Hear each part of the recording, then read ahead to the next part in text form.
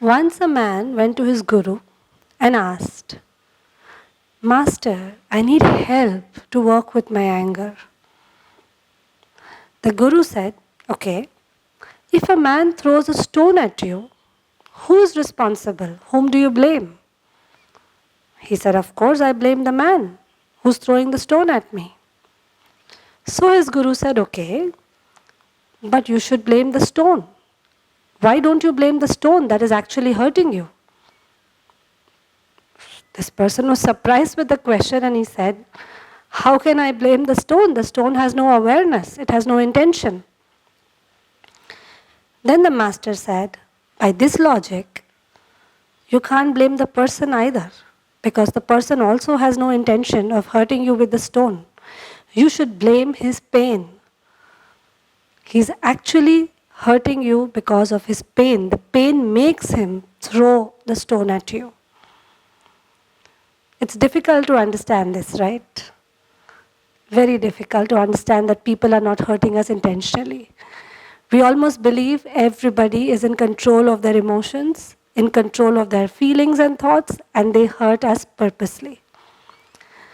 But a little bit of practice of looking inside tells us that that's not true.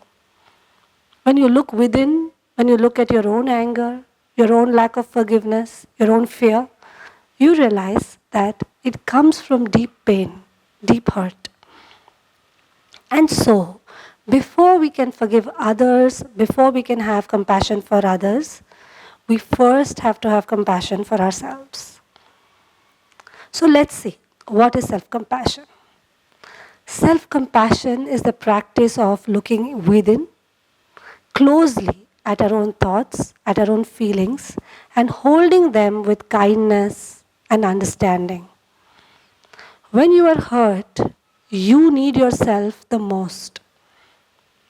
But what actually happens is, a lot of thinking starts which says, you're not good enough, you hurt somebody because you're a horrible person, or somebody is painful to you because you're difficult, and so on. These are the times when we really hold ourselves compassionately. And this practice is taught to us by mindfulness.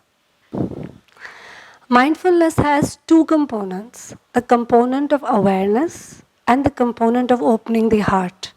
And usually people emphasize on the component of awareness, of present-mindedness, but it is incomplete without the component of the heart. So what is this component of opening the heart? This is the practice of metta, or the practice of loving kindness, of friendliness towards yourself and others. Now it sounds idealistic, right? But it isn't. Slowly, when you're able to hold yourself in times of difficulty, if you're able to feel care for yourself, you build the capacity for caring for this whole space of human suffering. You understand your suffering, you understand the suffering of others, and slowly your relationships change because you understand that they are not acting from intention, that they are acting out of their pain, out of their difficulty. You understand that about others who are far away from you. And slowly, with gradual work, you can build this capacity in yourself. So here's a link in the description of this video.